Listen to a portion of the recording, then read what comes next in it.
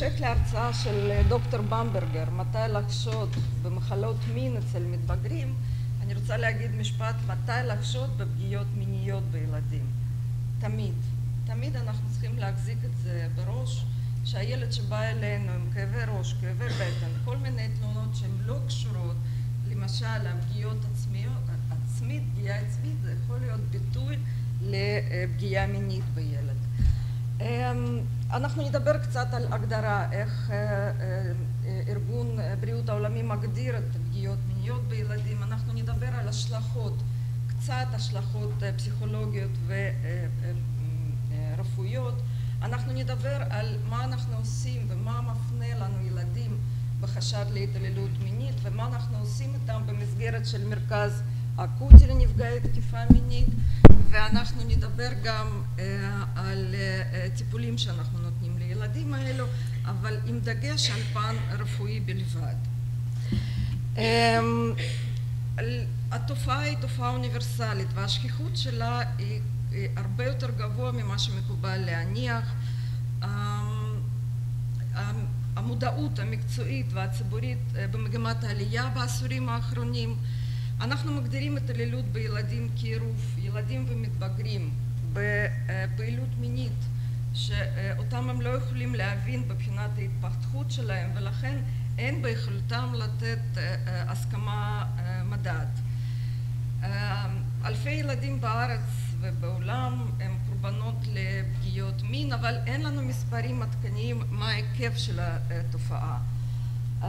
הבסיס לזה קשור לניצול האמון של הילד והתמימות שלו, אי הבנה, תוך יצירת אלמנטים של סודיות, של אשמה ושל בושה, גם אצל קורבן וגם אצל המשפחה שלו.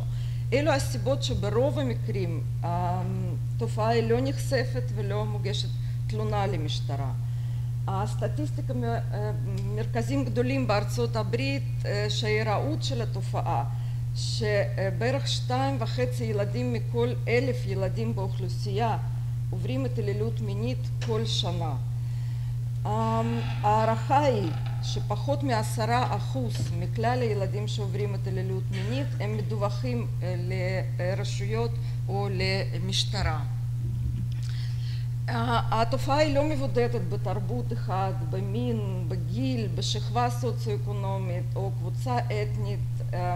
השכיחות של התופעה משתנה במחקרים שונים והיא תלויה בשיטות של המחקר, בקבוצה נבדקת.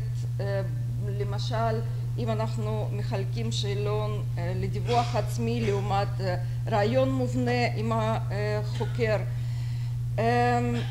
העבודה, בשנים האחרונות התפרסמו מאות עבודות, ואחת מהעבודות שמסכמת סטטיסטיקה עולמית מיותר מ-20 מדינות בעולם, שסיכמה יותר מ-40 מאמרים, כמו שניתן לראות, השכיחות היא הרבה יותר גבוהה.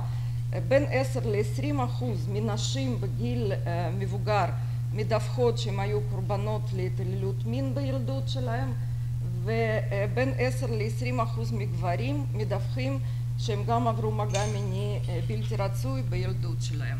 עכשיו, זה הממוצע. יש מדינות שמדווחות לאחוזים הרבה יותר גבוהים, כמו 40-45% בקרב נשים ו-30% בקרב גברים שבדיעבד מדווחים שהיו קורבנות לפגיעה מינית בילדות שלהם. מספרות מקצועית ומפרקטיקה יומיומית נלמד שרוב הפגיעות מיניות מתרחשות בידי אדם הכי מקורב לילד. המחקרים התמקדו תחילה בפגיעות על ידי אדם שהוא זר לחלוטין ובעל היכרות מועטה לקטין, אבל משנות 70 העבודות התחילו לחשוף עובדה שרוב הפגיעות המיניות מתרחשות בתוך המשפחה. בגילוי עריות או בפגיעות בתוך המשפחה לעומת אונס, מדובר בפגיעה על ידי אדם שהוא נמצא עם ילד באינטראקציה תקופה, שהוא מקורב אליו, שילד סומך עליו, שהוא תלוי בו גם כלכלית וגם רגשית. הפגיעה יכולה להימשך במשך שנים רבות, הילד יכול להיות נתון ללחץ של בני משפחה שלא לחשוף את הפגיעה בו, והוא גם יכול להיות מודע שהחשיפה של ההתעללות בו יכולה לגרום להתפרקות של המשפחה. למעשה העימות בין רצון להכחיש מעשים נוראים ובין רצון להכריז עליהם בכל רם זה הדינמיקה של הטראומה הרגשית בהתעללות מינית, עימות בין חשיפת האמת ושמירת הסודיות.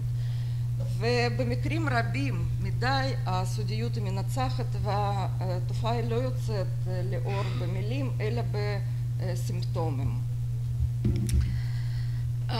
מה גורמי סיכון ומי הפוטנציאל, מי בקבוצת סיכון להיות קורבן בהתעללות מין? כמו שאתם רואים, בנות נפגעות לפי הדיווחים לפחות יותר מהבנים, ההשתייכות לקבוצה סוציו-אקונומית נמוכה, כל המתח במשפחה, משפחות מהגרים, משפחות שיש בהן הזנחה או משפחות שיש שימוש בסמים או באלכוהול, אלו הילדים שהם בקבוצת סיכון להיות קורבנות לפגיעות מיניות.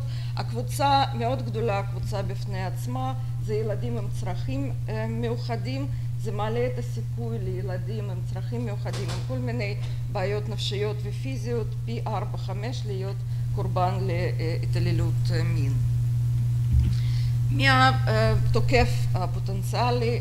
קודם כל זה גבר, ברוב המקרים, כמעט ב100% זה גבר, זה מישהו שמאוד קרוב לילד, זה יכול להיות אב, זה יכול להיות סב, זה יכול להיות מורה בבית ספר, מדריך, נהג, הסעות לילדים. בדרך כלל התוקף הוא בעצמו בילדות, יותר מ50% מהם היו קורבנות כל מיני סוגים של התעללות פיזית או מינית.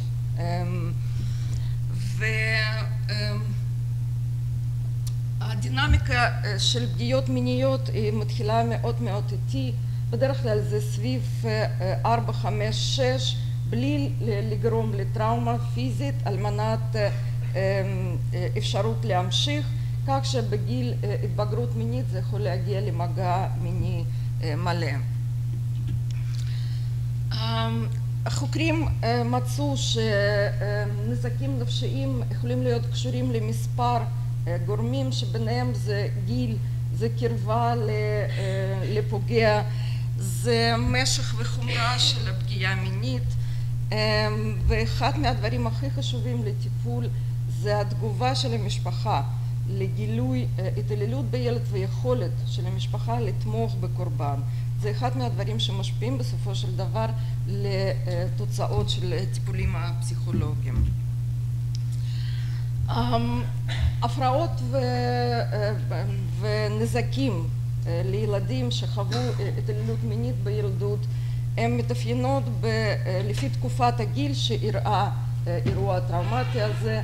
אנחנו יכולים לראות בילדות מוקדמת או בינקות פגיעות כמו שפשופים, אודם, דימום באזור של איברי המין או פי הטבעת, יכולים לסבול מנסיגה התפתחותית כמו חזרה להרטבות לילה, חזרה למציצת אצבע, בכי בלתי פוסק, זיהומים חוזרים בדרכי השתן, בכי בהשתנה או ביציאות.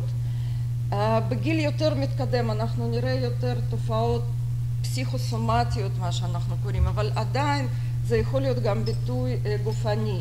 למשל, ילדים בגיל של הגן או בבית ספר יסודי יכולים לסבול מעצירות, עצרות שאנחנו לא מצליחים לטפל בה.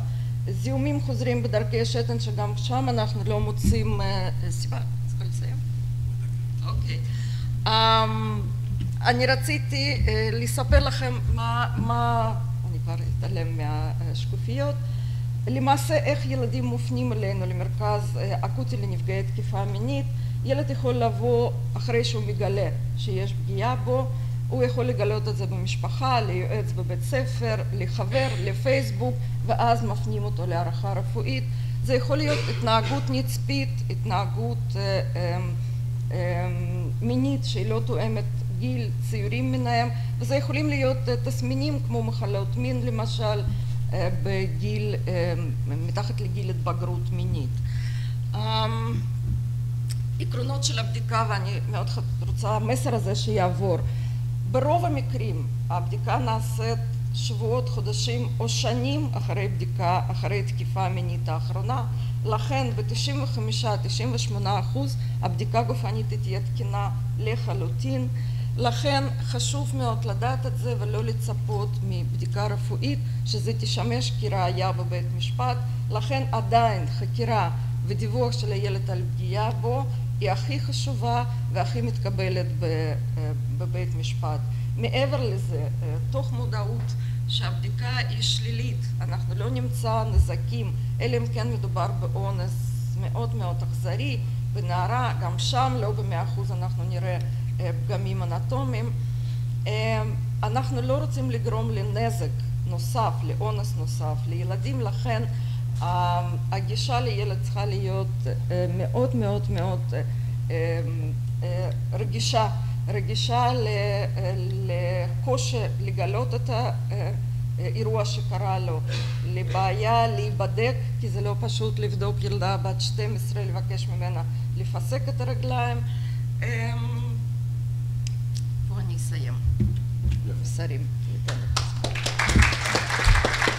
אתה לא נתת לזמן מספיק. תודה רבה לדוקטור צ'יסטקוב. אני חושב שדוקטור צ'יסטקוב גם מסורה לנושא הזה, וגם היא מגיעה לפה באמצע הלילה הרבה פעמים בגלל מקרים מהסוג הזה שקוראים לה וצריכה להתמודד עם מקרה חשוד. גם לשים חותם על מישהו או אצבע שילד חשוד בהתעללות מינית או שמשפחה חשודה במשהו או איזושהי פגיעה, זה משהו שהוא מסוכן מאוד, כי מסתבר בסוף שזה לא זה, אז אנחנו נמצאים בבעיה, לכן צריך להכיר, הנושא הזה צריך ממש לדעת איך ללכת ולהתמודד איתו, ולכן צריך את ההתמקצעות של הנושא הזה.